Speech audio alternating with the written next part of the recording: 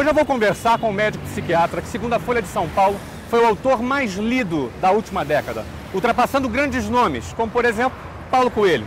E ele é um profundo pesquisador da inteligência e da mente humana.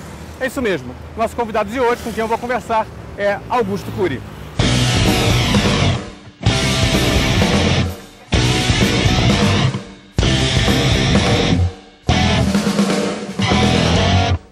Muito bem, eu estou aqui com meu amigo Augusto Cury. Tudo bem, Augusto? Obrigado por estar aqui falando para o pessoal do Geração de Valor.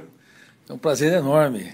Geração de Valor tem tudo a ver com o futuro da humanidade. É um prazer enorme contribuir com vocês. Maravilha, Augusto. Então, já que você falou do futuro da humanidade, a humanidade está mais triste ou está mais feliz? Olha, nós esperávamos que tivéssemos a geração mais feliz nesse século, início de século, mas, infelizmente, estamos diante da geração mais triste. Nós precisamos de muitos estímulos para ter migalhas de prazer, porque estamos perdendo algumas funções nobres da inteligência, entre elas a capacidade de contemplar o belo, fazer muito das pequenas coisas. Se você quer ser feliz, se você quer expandir o seu prazer de viver e até a sua criatividade, nunca esqueça, faça muito do pouco.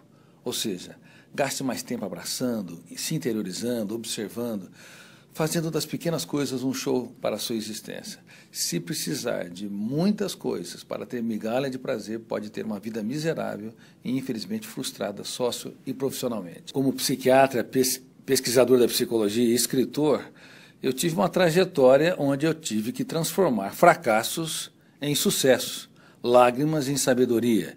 E aprendi que ninguém é digno do sucesso ou do pódio se não usar suas derrotas para alcançá-lo. Quem quer ter um céu sem tempestades ou caminho sem acidentes, não terá grande êxito na sua existência. Quando eu estava no colegial, e eu digo isso no meu livro, Nunca Desista dos Seus Sonhos, eu era a segunda nota da classe, de baixo para cima. Ninguém acreditava que eu fosse atingir um patamar mais nobre na sociedade. Mas eu descobri desde cedo a diferença entre sonhos e desejos.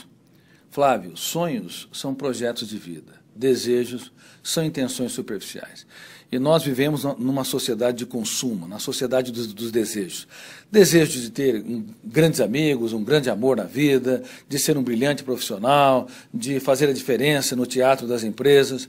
Desejos e mais desejos não resistem ao calor dos problemas na segunda-feira. Se diluem.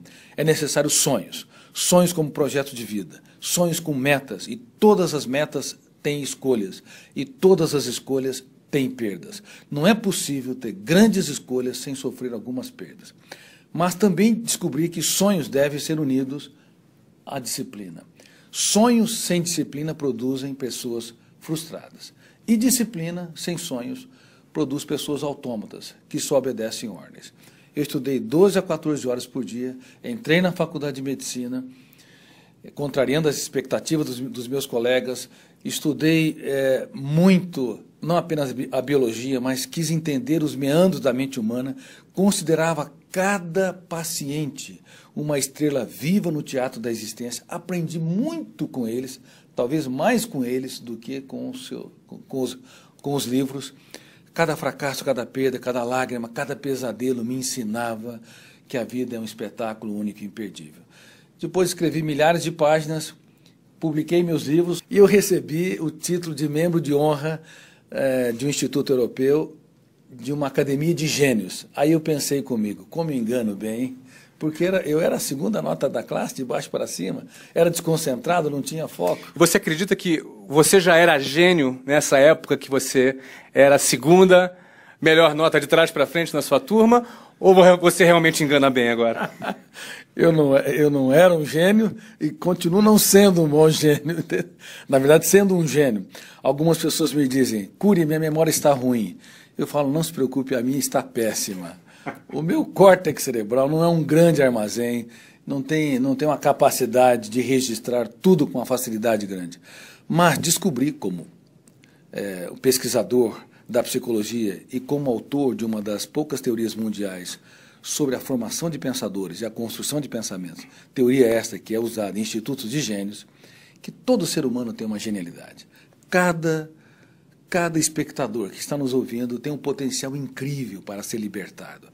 Garra, liberdade criativa, pensamento abstrato, raciocínio esquemático, disciplina, capacidade de se colocar no lugar dos outros, capacidade de escrever os textos mais importantes da sua vida nos momentos mais difíceis da sua história. Então você é um gênio em potencial. Talvez não seja o gênio clássico, aquele que tem grande capacidade de registro na memória, mas certamente tem um potencial incrível a ser elaborado. E saibam de uma coisa, aqueles que são gênios clássicos pedem para qualquer computador. Qualquer computador de segunda categoria tem mais capacidade de registro, de recitar informações do que os gênios clássicos. Portanto, devemos procurar a genialidade ligada às funções mais complexas da inteligência. Muito bem, nós conversamos aqui com Augusto Cury, como eu falei, o autor mais lido no Brasil na última década, uma autoridade para falar sobre esse assunto, e ainda reforçando a tese que a gente vem defendendo aqui no Geração de Valor. É de dentro para fora. As pessoas, às vezes, querem aprender a fazer, a realizar. Elas querem ouvir fórmulas prontas para poderem simplesmente aplicarem e deixam de exercer o seu grande potencial. Exercer sua criatividade, exercer sua capacidade de empreender, que é isso que é por isso que a gente está aqui e a gente quer, nesse momento, te encorajar, te desafiar a colocar para fora o seu potencial. E por isso, Augusto, muito obrigado. E nosso público aqui é o pessoal que está começando a carreira, o pessoal que está querendo chegar lá, e suas dicas são muito importantes, principalmente porque elas penetram lá no profundo da alma, da inteligência, podendo extrair daquilo de excepcional que existe dentro de cada pessoa.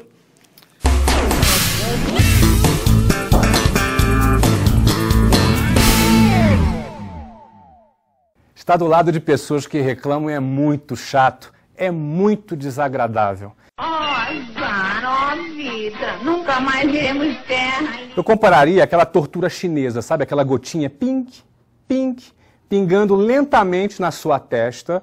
No início não incomoda tanto, mas daqui a uma semana, daqui a um mês, daqui a um ano, é como se fosse uma pedra, uma bomba caindo sobre sua cabeça. E o pior é que tem muita gente desse jeito. As pessoas acabam criando o hábito. Reclamam por tudo. Reclamam porque está chovendo, reclamam porque está sol. É como se reclamar estivesse na moda.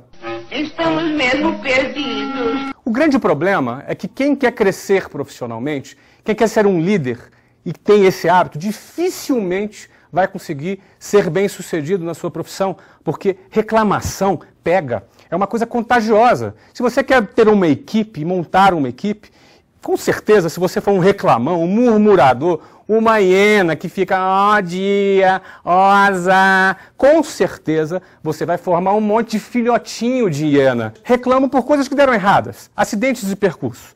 Não apenas fracassos, né? Às vezes a pessoa fracassa, ela tem duas opções. Ou ela vai aprender com aquele fracasso, ou ela vai ficar reclamando. A pessoa que opta em ficar reclamando, ela perde a oportunidade de aprender com os erros que ela cometeu.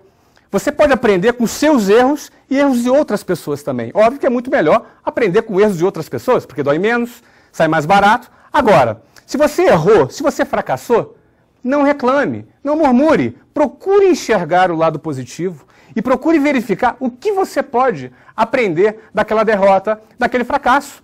Não tem problema você fracassar. O problema é você não aprender com aquele fracasso. Um outro fator que eu já observei muitas vezes as pessoas murmurando e reclamando, por sentimentos antecipatórios. O que seria isso? O cara já começa a sofrer e reclamar daquilo que ele acha que vai acontecer.